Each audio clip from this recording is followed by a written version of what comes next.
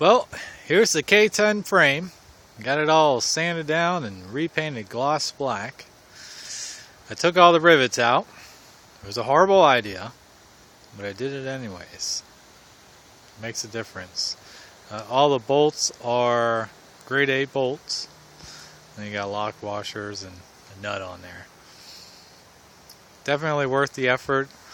The rivets, it's a matter of chopping up one of the heads on one side, whichever side you decide, and then just take a sanding disc. I use a 36 grit sanding disc on a cutoff wheel or angle grinder, and sand them down, take a punch them out, and then punch them out of the bracket they took them out of.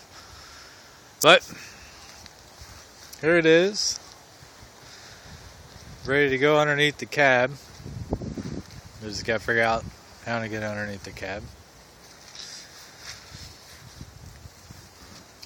Rear hangers for the springs, I didn't tighten those down. I'll probably end up doing a shackle flip on it. Saddle tanks are not going back in. It's going to be a Suburban tank in the back. And I'll make the brackets for it and the fuel lines for it. Need about 150 bolts. 50 of them are going to be 1.5. Rear spring hangers are going to be your 1.5 inch bolts. The other 100 are going to be for the brackets and all the little stuff, the stuff that's not real thick. The spring hangers for the front, those are 1.5, but the cabs are 1.25. And then the shock mounts are 1.25. You don't really need very long ones. Crisscross on the torque, I did everything. I did a lot of research as far as how much to torque it at work, comparing these bolt size to studs for wheels. Most of the time it's 65 to 100. As far as cross members, engine mounts, I looked at that torque spec. I ended up settling on 80. Your Chevy, Dodge, and Ford, for instance, a transmission cross member is 80 to 90 foot-pounds. So I did 80 for everything. I think that's a good torque for it. I can re-access everything to double torque it down the road. I use the longer ones on the spring mounts just because if one of them comes loose, then it's a little bit longer time for the nut to fall off of the bolt. So you have to check it, but I really have the bolts in there because it made cleaning everything and repainting everything a whole lot easier versus trying to work around the rivets. But looks good to me. You got to make sure that you have some kind of reference point. I took pictures of everything before I tore it apart. That rear bracket goes on a particular way. This cross member goes on a certain way. It has 4 holes on that one side. I use that as my reference. Your cab mount cross member goes on a certain way. I use those 2 holes as my reference for what side needs to be on what side.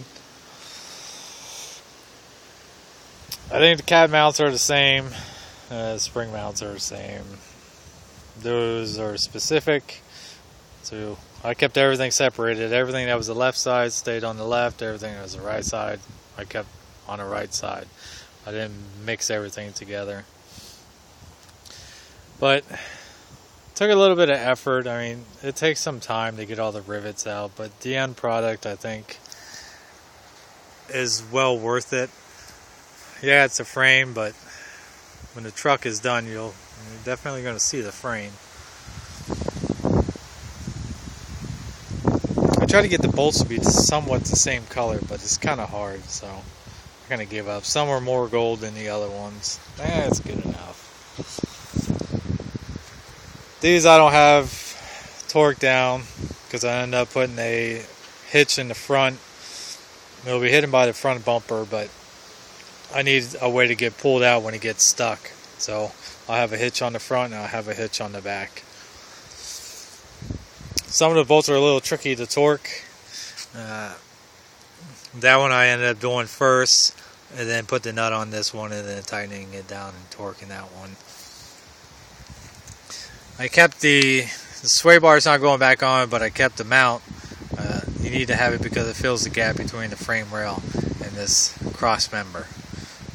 I got a washer on there and a washer on the bottom. I ended up putting another one here with a washer and clamp that together there. Lock nuts on everything. That's the only way to go.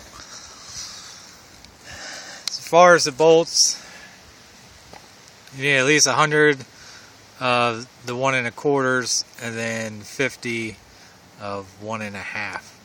And then you need your nuts and then a box of lock washers to go with all your bolts. When you take the rivets out, this is a 3/8. 3/8 is too small to fill the hole. 7/16 is just a hair bigger than the hole. So every hole got re-drilled to be 7/16. This will just pass through enough. So it's a tight fit, but it's closer to the rivet style. And that's a comparison of 1 1/2 and 1 1/4.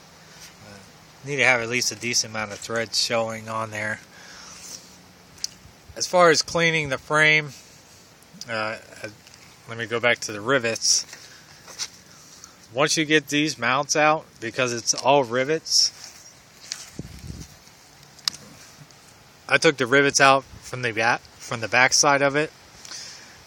You're gonna have a hard time to get these out. These 4 rivets. I just brought it to work, but you can take this assembly to an automotive shop if you don't have an air hammer or an air chisel, and just have them chisel off the heads. It took me, if you got an air chisel, it'll make taking all the rivets out easier, period. But if you don't, then you have to do it how I did, of cutting the heads off and sand it down. But you can take this assembly and just have one of the guys, give them a couple bucks.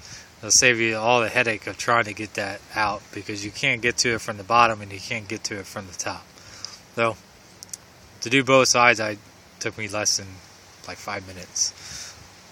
Makes that easier. As far as cleaning the frame, this is the 36 grit disc Harbor Freight. I use that for sanding down the rivet heads, and then just take a hammer and a punch and punch them out. Once you have the brackets out, you can put it on put a socket underneath the other end of the rivet and hammer out the rivet. This is like a plastic disc. It takes out all the rust, the paint. It makes it go a lot easier, a lot faster. It doesn't leave any scratch marks. I went through, I think, 7 to do all of the brackets and the frame rails. It's squared when they're new, so you can get into the corner of the frame and clean everything up. And then you need an assortment of stiff bristled wire wheels. The little small one does the best for getting the rust, like pitted rust, getting that out. I have a porting bit. I use that for cleaning inside of there and getting all the rust out and clean the paint up. Paint wise, rubbing alcohol. That's how I do all my stuff. Is once it's down to bare metal, anything I take to bare metal, I'll clean with rubbing alcohol and a paper towel. I wear rubber gloves when I'm doing it, so after I've wiped it down, the paper towel comes up to be white. Doesn't pick up any more rust or paint or anything like that. With the rubber glove on, I clean off any bits of paper towel that might be on there. 97 cent cheap paint is what I use for my primer. You get it on your skin, it's almost impossible to get it off your skin. So I use that as my primer. I've never had an issue with paint coming off, never had it chip, flake, peel, nothing. I don't use the regular primers. I've never had any luck for it. And then Rust-Oleum gloss black. It's got 2 coats on the outside and 2 coats on the inside.